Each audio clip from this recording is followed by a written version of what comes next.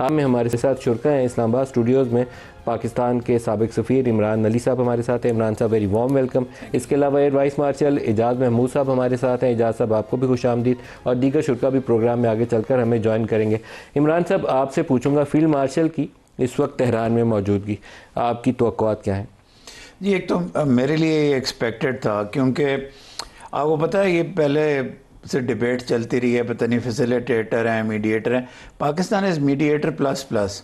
जो ड्राफ्ट्स हैं जो दोनों साइड्स के लिए एक्सेप्टेबल हैं, मुझे कोई हैरानगी नहीं होगी कि उनको ड्राफ्टिंग पाकिस्तान कर रहा हो। तो इसलिए बड़ा ज़रूरी था कि जहाँ तातुल पैदा हुआ था इस्लामाबाद में, उसको ब्रिज करने के लिए देयर मस्ट, मुझे लगता है कि he is carrying with him a written document जो कि अमेरिका से अप्रूव हो चुकी है और ईरान से वो उसका अप्रूवल चाहते हैं, ताकि अगली जो टॉक्स हों वो ज़्यादा प्रिडिक्टेबल हो। अच्छा इमरान साहब, मेरा अपनी ज़ाती राय, हो सकता है मैं गलत हूँ, कि जो इन्होंने काफ़ी चीज़ें पहले डिस्कस की थी और दरमियान में हमलावर हो गए ईरान के ऊपर और सारा कुछ मलियामेट कर दिया, शायद वही नुक्ता इनके इत्तेफाक राय की बुनियाद बनेगा कि सिविल न्यूक्लियर यूज़ के हवाले से ईरान को गुंजाइश मिल जाएगी और ईरान अपना एटमी हथियार बनाने का प्रोग्राम तर्क कर देगा। कुछ ऐसी सूरत हाल बनती नज़र आती है मुझे। देखिए, उसमें मसला ये हुआ है कि हम सब का यही ख्याल था, लेकिन जब डिस्कशंस हुई, स्पेशली आखिरी 2-3 घंटे में यूएस ने अपना गोल पोस्ट शिफ्ट कर दिया।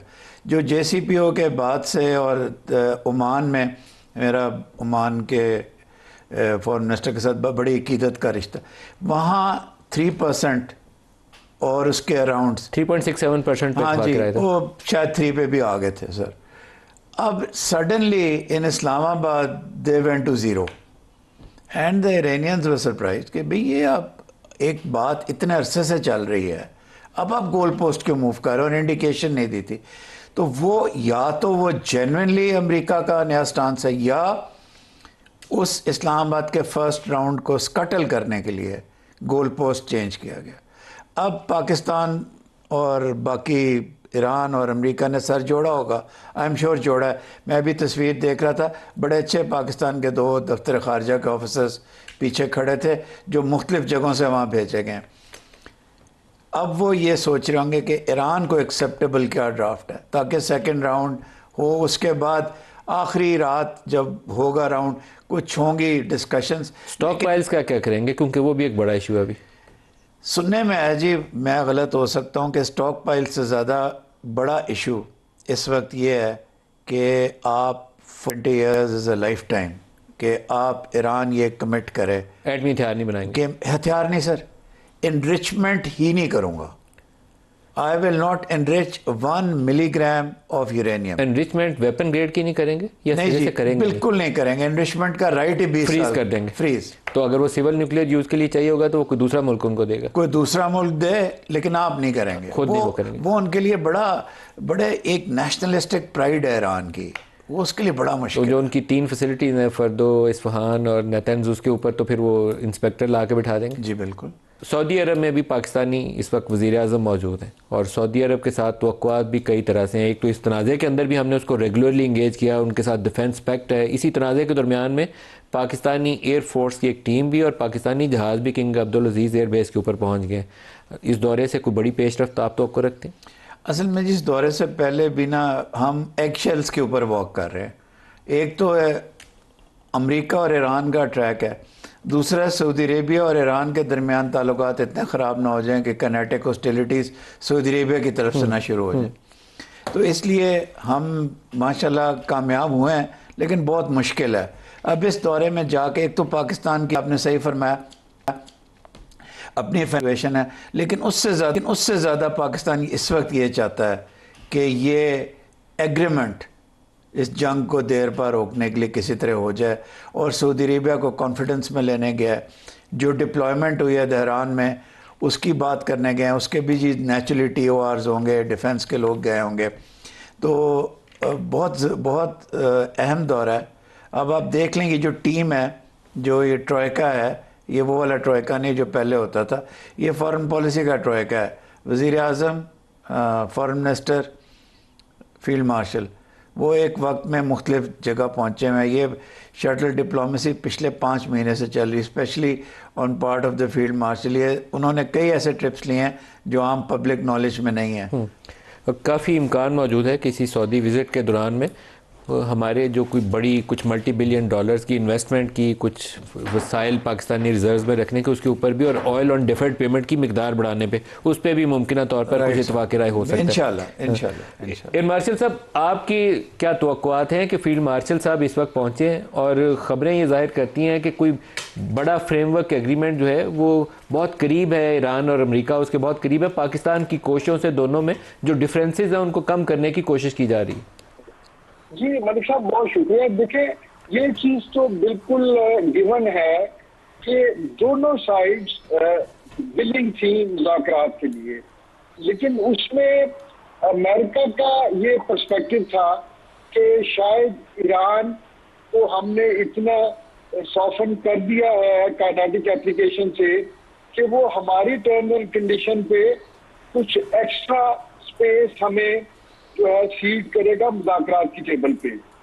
जबकि ईरानियन साइड जो है उनका ये इसरार था, जो लगता है, जाहिर है क्रेडिबल इंफॉर्मेशन तो नहीं, ये मुख्तलिफ सोर्सेज से जो इंफॉर्मेशन आती है उसी की बुनियाद पे हम ये चीज सर्टन कर सकते हैं कि वो भी अपनी तरफ से, चूंकि वो पोजीशन ऑफ स्ट्रेंथ पे थे, तो वो ये समझते थे कि अगरचे हमें जरूरत है एक स्टेबल सस्टेनेबल सीज फायर की और एक लंबे अरसे के जो है पीस की, लेकिन हमारी तो ये जरूरत है, मगर अमेरिका की शायद ये मजबूरी है, क्योंकि अमेरिका ने बहुत अपनी सुपर पावर स्टेटस को उन्होंने और डोमेस्टिक पॉलिटिक्स को उन्होंने प्रेसिडेंट ट्रंप ने काफी डैमेज किया अपने इस रवैये से। तो शायद उसी वजह से ये जो बातचीत है वो नतीजा फेज नहीं रही, लेकिन मैं तो उस वक्त भी इसी उम्मीद पे था और अब भी वो इस चीज को काफी तकलीफ मिल रही है कि विलिंगनेस है, सिर्फ उसकी मोडेलिटीज को जो है फाइन ट्यून करने की जरूरत है कि किस हद तक एक दूसरे को अकोमोडेट करना है। और पाकिस्तान और बिलखसूस पाकिस्तान में से मैं समझता हूँ कि फील्ड मार्शल साहब वो जिस तरह से प्रोएक्टिवली पहले बिल्कुल विदाउट एनी मीडिया लाइमलाइट भी उन्होंने बहुत सारी कोशिशें की, जिसके नतीजे में ये पाकिस्तान इस्लामाबाद डायलॉग हुए हैं, और अब भी वो अपनी भरपूर कोशिशें कर रहे हैं कि किसी न किसी तरह फ्रीकैन को राजी किया जाए कि वो एक दूसरे को अकोमोडेट करें और एक इंड्यूरिंग जो है पीस की तरफ हम लोग जाएं। इंशाल्लाह हमें अच्छे की उम्मीद रखनी चाहिए मलिक साहब। इंशाल्लाह। बैरिस्टर अकील मलिक साहब, वज़ीर मुमलकत कानून इंसाफ भी हमारे साथ हैं। बैरिस्टर साहब बहुत शुक्रिया आपका। सर, खबर यह है कि आप तैयारी पकड़ रहे हैं दोबारा से वीकेंड को इस्लामाबाद को ब्लॉक करने के लिए, ताकि बड़े बड़े मेहमान आएंगे तो उनकी बातचीत आपस में करवाई जा सके। बिस्मिल्लाह। मलिक साहब बहुत बहुत शुक्रिया। देखिए, वीकेंड का तो मैं नहीं कह सकता, ना आई कैन नाइदर कंफर्म और डिनाई कि एग्जैक्ट उसकी डेट क्या है, लेकिन ज़ाहिरी बात है, आपने देखा कि फील्ड मार्शल जो हैं वो तेहरान पहुँचे हैं अपने वफ्द के साथ, और उसके साथ वज़ीर आज़म जो हैं along with deputy prime minister foreign minister साक डार साहब, वो सऊदी अरेबिया हैं, और फिर उसके बाद उनकी कतर और तुर्की ने भी जाना है। तो वो वापसी उनकी जो फॉरेन ऑफिस ने भी तो गठन रेजर में एलामिया में बताया कि 18 तक है, तो मैं समझता हूँ कि कमिंग वीक में जो है सिग्निफिकेंट डेवलपमेंट्स होंगी। जो कल रात की गुफ्तगू है जो मीडिया में भी चली, जो सदर ट्रंप ने बातें की और फिर इसी तरह की मिली जुली बातें जो हैं, देखें एक सालिस है और उस पर दोनों जो फरीकैन हैं वो एतमाद कर रहे हैं, और अल्हम्दुलिल्लाह ये एजाज़ पाकिस्तान को हासिल है, और पहले भी पाकिस्तान पे एतमाद और अभी भी पाकिस्तान पे एतमाद, which is a very good thing. और इसी तरह फील्ड मार्शल की तेहरान में मौजूदगी जो है इस वक्त, वो इस बात को तक़वियत देती है कि मामलात इत्तफाक़ राय के ज़्यादा करीब आ गए हैं। तो वो जो प्रोसेस जो पहले डामाडोल था कि अभी 2 दिन में होना है या 4 दिन में होना है, थोड़ा सा उसको पहिए लग गए हैं इस विज़िट से। नहीं, वैसे भी आप देखें तो इस्लामाबाद टॉक्स भी ना, मेरे ख्याल से हम वैसे भी चाहते हैं कि बड़े जल्द नतीजे आएँ। ऐसा नहीं होता, सफारतकारी में और डिप्लोमेसी में चीज़ें जो हैं वो टाइम लेती हैं, और diplomacy itself is is a process. वो पूरे एक प्रोसेस का काम और नाम है, उसमें कोई इवेंट नहीं है कि काफ़ी लोग वैसे मुझे तो हैरत हुई इस बात पे कि काफ़ी लोग बाशमूल कई सहाफ़ी भी वो चाहे वो बैनुल-अक़वामी सहाफ़ी हों या लोकल सहाफ़ी, वो मायूस हुए कि शायद इसमें कोई एग्रीमेंट या कोई साइनिंग या कोई ऐसी मोन्यूमेंटल कोई चीज़ सामने। मेरे ख्याल से ये जो 47 साल बाद कोशिशें थी और पाकिस्तान दोनों इन फ्रीकैन को एक मेज़ पे ले आया, 79 के बाद पहली दफ़ा बैठे थे, तो ये इन इटसेल्फ एक बहुत बड़ी अचीवमेंट है, बहुत बड़ी पेशरफ्त है। और इंशाल्लाह आप देखेंगे अल्लाह ताला ने चाहा तो पाकिस्तान की जो कोशिशें हैं, पाकिस्तान की लीडरशिप की, सिविल और मिलिट्री लीडरशिप दोनों जो हैं अल्हम्दुलिल्लाह वो कोशिशें कर रही हैं। और आप देखेंगे कि अमन के लिए और पूरी दुनिया के लिए जो एक अमन कायम करने की कोशिशें हैं उसमें अल्लाह ताला बरकतें डालेगा और ये अमन की तरफ ही मामला जाएगा। अगले चंद रोज़ में जो भी दिन है वो 2 रोज़ हैं या 4 रोज़ हैं, होपफुली इस्लामाबाद डिक्लेरेशन की कुछ शक्ल हमें यहाँ नज़र आएगी जब ये डेलीगेशन इस्लामाबाद डिक्लेरेशन हो, इस्लामाबाद अकॉर्ड हो, इस्लामाबाद एग्रीमेंट हो, उसको कोई भी नाम दे दें, मैं समझता हूँ कि काफ़ी हद तक तो अब क्लैरिटी आ चुकी है। इवन कि जो दोनों इतराफ़ से दोनों फ्रीकैन है वो भी इस चीज़ को कह चुके हैं। अब फाइनल क्या डिसाइड होता है इन विजिट्स के बाद, वो is yet to be scene.